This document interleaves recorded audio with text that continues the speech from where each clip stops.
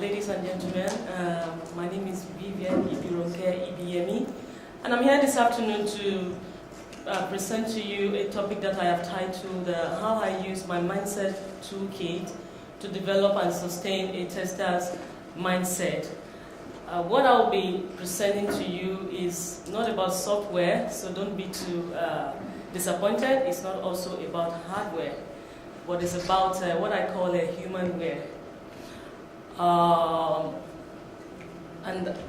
What I'm presenting is about, it's a set of tools that has helped me on my journey as a tester.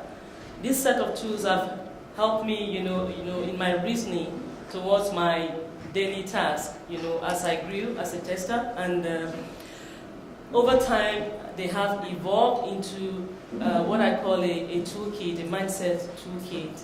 Hopefully they can be useful for some of us. I would like to start by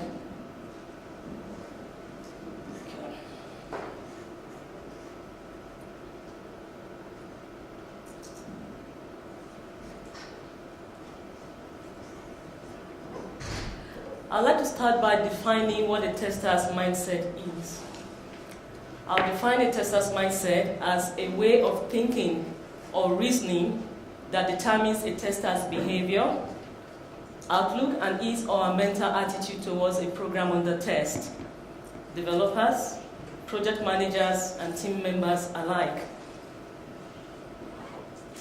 If testing is questioning a product, if testing is investigating a product in order to gain useful information about the product's quality, according to James Back, I would like to say then we can define a tester's mindset as the reasoning that is needed in questioning and investigating the product under test.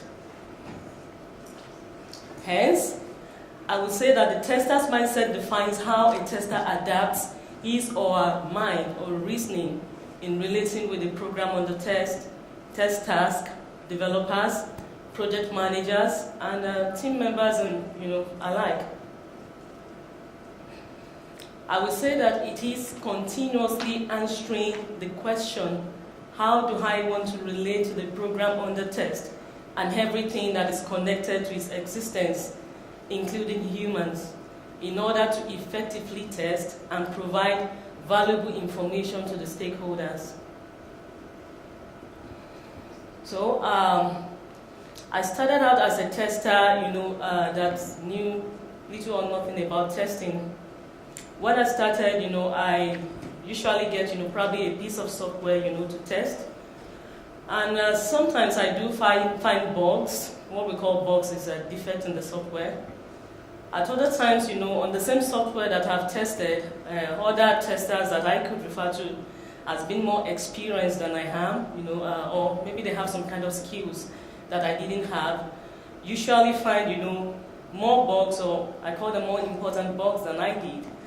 And then, I started to wonder, because it becomes really embarrassing when you find yourself in this situation as a tester. And I started to think, what's the difference? Why do they see the things that I don't see? At some point I thought maybe, okay, certifications. So I tried to look in the profiles of people and, okay, what can I do? Okay, they have some certifications that I don't have. And I tried to do certifications, but it didn't help quite much. Then I said, okay, maybe some books that they have been reading and I haven't been reading. And then I tried to read books, but of course I couldn't get up to speed with the kind of, to get to where I really wanted to be. So what I did was I started to look and, observe, reflect, and also try to respond to the reflections. I try to analyze, the cases where I find bugs, for example, and then I try to analyze, how did I find the bug? What was I thinking about when I found this bug? And I try to, think about other situations or scenarios where someone finds, a defect or bug or an abnormal behavior on the software that I've tested before. And I try to look at it, what could I have done, differently, to have found this issue. So what I did was to begin to analyze and and reflect and react to things.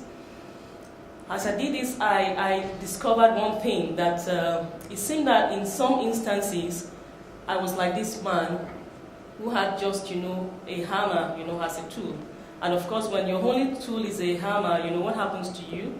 Every problem looks like a nail.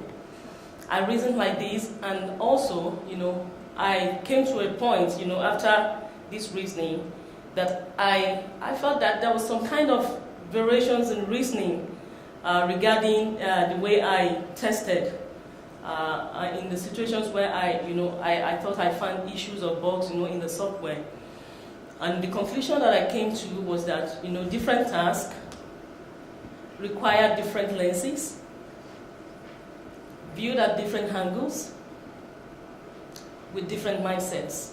So, hence, the need to tweak, my mindset for different test tasks. So what I did was, okay, if there's some value in this variation, then I try to put a label on every kind of reasoning or mindset that I find useful. I put a label and, I try to reuse them by observing, reflecting, acting, responding, and adapting my reasoning. I try to reuse them and grow, in my reasoning towards different things, like the test activities, the software itself, and everything that is connected to it. So I will be using the mindset tweak, as a lot, in the course of this presentation. Over time, I came up with these different labeled tools that I have today, and I'll be speaking to you about a few of them and how I have used them, to grow, to become a better tester. I love this phrase, the fallacy of no user will use the product this way. I'll be talking about the user mindset tool. One thing that I discovered as I grew was that a lot of times, I find a defect, or other people do find defects, and usually you are told that the users will not use the product this way. And, I just outrightly let it go when this happens. On a particular occasion, I found a defect, and it was said the users will not use this product this way, and then I let it go. And we released the product as soon as we got feedback from the market. One of the first defects that came in was actually the issue that I reported, and it was said the users will not use the product this way. And I said, okay, what happened? When we look into the issue, it was actually what we said the users will not do that they did. And I started to reason, and like, okay, it seems like we're missing something. One, I need to find more issues in this area because it seems to be valuable. And two, how do we make sure that this kind of issues are fixed before it gets into the field or into production?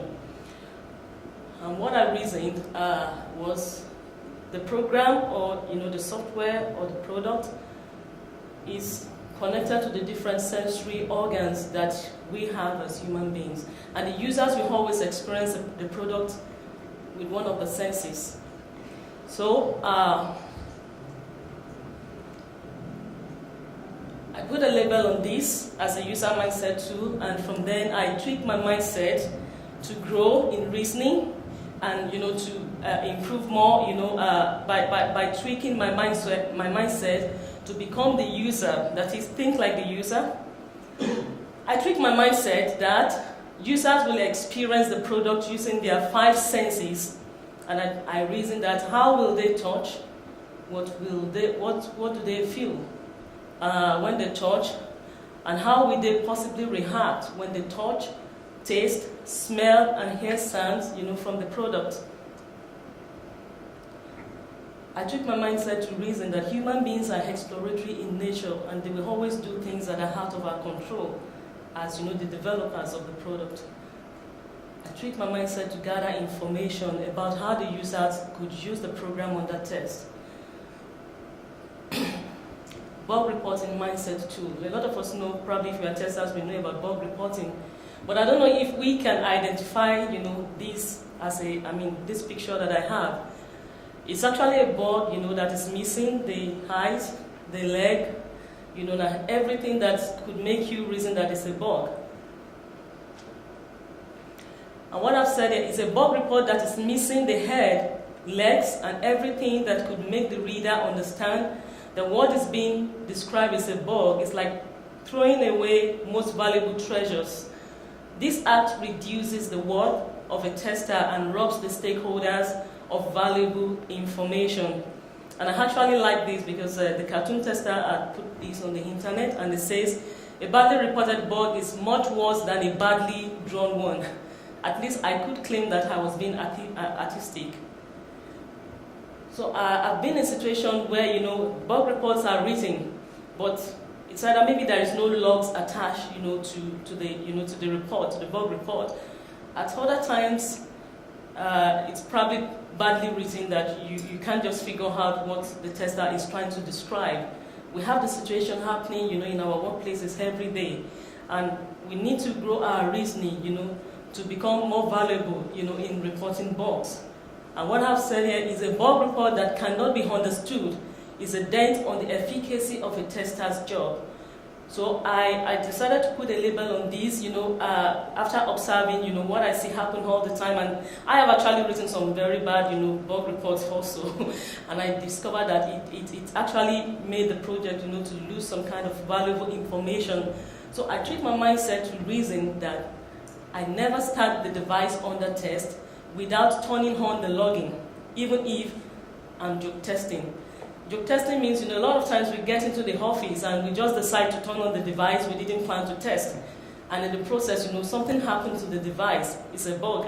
Probably an abnormal behavior that is actually a potential bug. And we don't have any logs, to explain what has happened. And we're like, oh, I was just joke testing. I didn't plan to test. But, eventually, it resulted in an issue.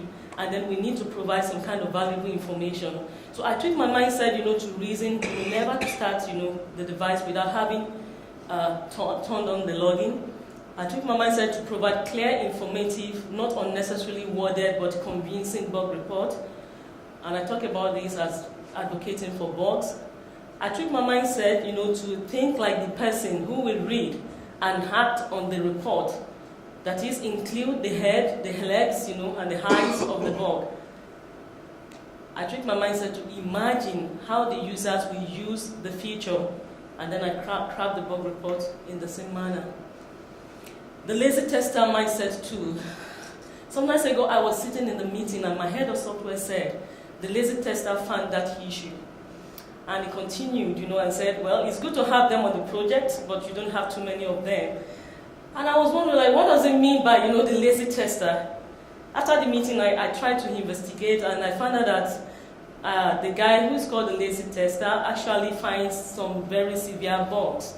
And how he finds these bugs is that, he starts to test, he goes to the coffee machine, and then he forgets that he was testing. He meets his friend at the coffee machine, and they start to talk, and maybe it's about 1 hour before he goes back to the device on the test. And when he gets back to the device, something has happened, and it's a bug. After that, he writes a bug report, and in the bug report it says, I went to the coffee machine and I forgot myself, and then when I came back, I saw what happened. So he got the name the lazy tester. So I reflected on that, and I thought there seemed to be some kind of value, in laziness. And I found this, my friend Bill Gates, he says, I call him my friend, I will always choose a lazy person to do a difficult job because he will find an easy way to do it. So I put a label on this mindset reasoning, and have said there seems to be some value in laziness, hence the name lazy testers mindset too. There are bugs we might never find except with tests like the lazy tester. I don't have to be lazy, but switching to this mindset, we get the job done. So in using this tool, I trick my mindset to reason and also to grow, in my reasoning, that to explore what the lazy tester does. There are paths that they tread that hardworking testers don't tread upon. Communication mindset tool. The developer says, I want to make the product. Mm-hmm. The tester says, I want to break the product. I want to provide valuable information for the stakeholders. In as much as these roles are different, but we have a different part also, to get to a common goal, which is, improving the quality of the software. But a lot of times, this is what we have in our workplaces. It's like a tussle between developers and testers, you know. A lot of times we have this kind of situation. I've been on this kind of project before, and you know, the testers say it's the developer's problem. You know, the developers say no, it's the tester's problem. And we forget that, you know, if the boat sinks, we're all going to sink. And I've seen, you know, projects, you know, with this kind of attitude, you know, eventually being cancelled over time. Sometimes this is what we have, you know. The testers are throwing the software, you know, over the fence and say, you guys, it's your problem. And then the developers also say, now we are finished, you know, you testers, get done with what you have to do.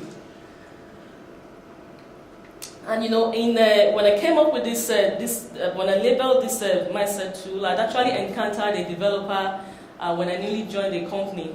Each time I go to him, you know, he has this disposition around him, like he wants to fight me. And I kept wondering, I haven't done anything, you know, to him. But I discovered that he had this premonition, so to say, that, you know, testers are always coming to criticize, you know, their work. So he just behaves like that, and I felt like, well, I need to be able to communicate with this guy. So what I did was I started to go to him and try to be friendly with him, even if I don't have something to, you know, to do with him. And then I just ask him, how are you doing? How's your family? You know, and all of that. And then if I ever find a bug in his software, you know, I don't go half-heartedly saying, yes, I found a bug in your software. I just tell him, can you help me understand the software a bit? I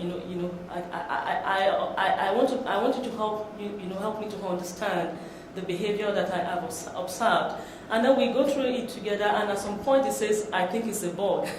So over time, you know, we became more and more, you know, friends. And before he left the company, he actually became one of my best friends. When I looked at this and reflected, I decided to put a label on this, that there's a need for communication reasoning for us to be effective in testing. So I tweaked my mindset to grow, you know, from there, and I'm still growing. And I'm encouraging you to also, you know, begin to tweak your mindset, that it's my responsibility to make sure that my role is understood. I'm here to help. I'm here to make you shine. I act it, I show it, I make it obvious. In fact, if possible, I scream it that I'm here to help. And I say this because, you know, I see some workplaces an inscription that says, I'm here to make the developer's day miserable. And you know, when I say that, I'm like, what kind of impression does that, you know, create, you know, for us? So rather, we say, I'm here to make the developer's day. I took my mindset that it's my responsibility to ensure an atmosphere of common goal. I tweaked my mindset to reason that my goal is to provide the stakeholders with, you know, information, valuable information. Therefore, I do everything morally right to build a good relationship with the developers. I tweaked my mindset to be a friend, but not to compromise integrity. If we're ever going to make, you know, a quality software, then it requires that we work together and be able to communicate effectively. Business mindset too. I think testers need to have some level of business-mindedness or reasoning. And I say this because, you know, a lot of times on the project, I have been in that situation. You find a bug, you know, close to a release, and the project manager says, sorry, we cannot fix the bug. And, you know, I've seen testers react and say, I'm not going to find any bug again because nobody wants to fix the bug, so why am I finding them anyway? And over time, I see that this develops or makes this kind of attitude or reasoning, you know, demotivates the team, such that, you know, people are just like, okay, there's no need to do anything. And looking at the big picture, the tester is saying, bug, bug, bug, bug. We're always excited when we find bugs. But the project manager says, no, junior tester is a release day.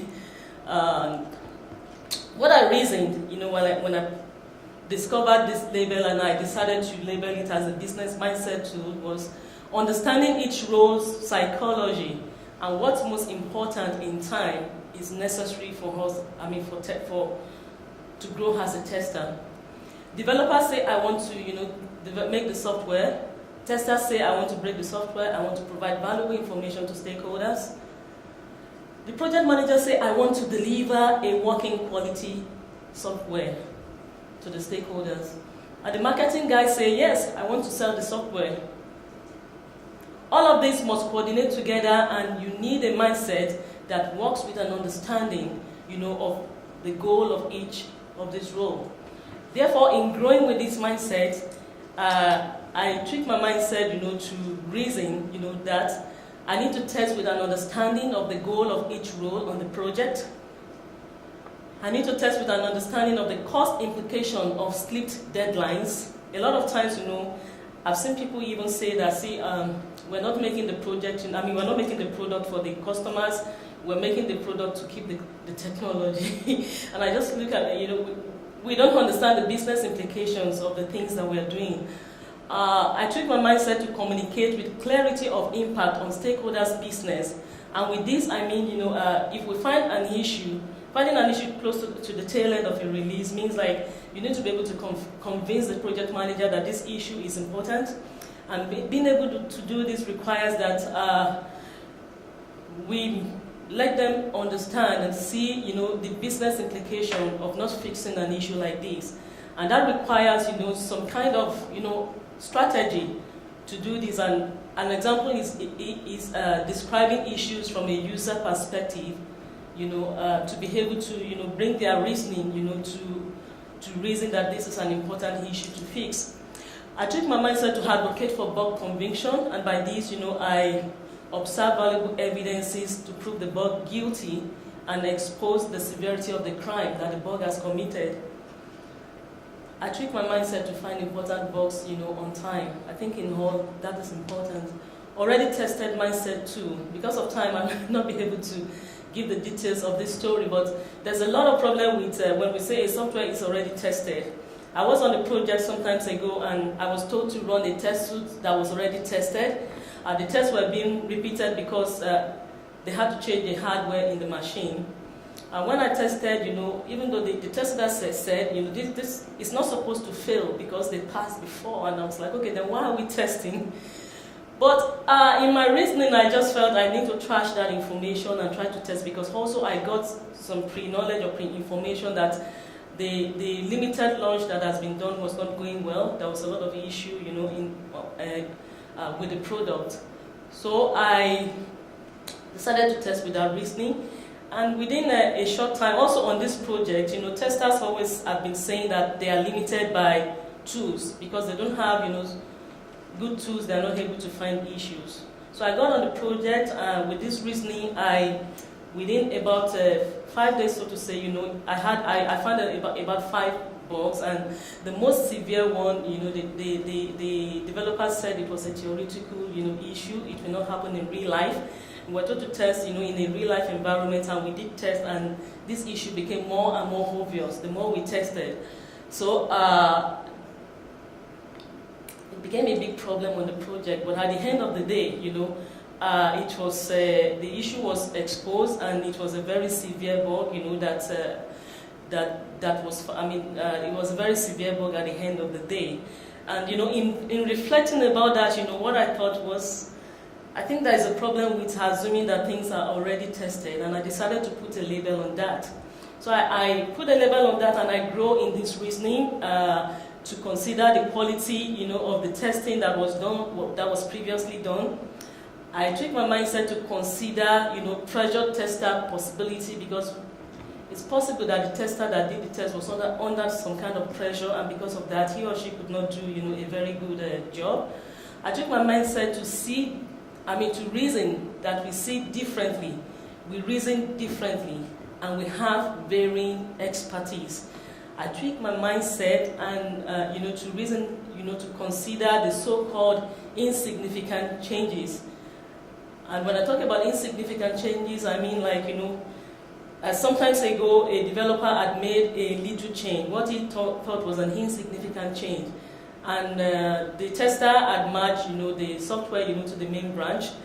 And at the end of the day, no one could use the software because the main branch was branded. And the tester was like, but you said you didn't make any change. And he said, I just did a little change. I didn't expect that it was going to affect anything. So, those insignificant changes might have slipped into the software without we being informed as testers, that this has happened. The trust mindset too.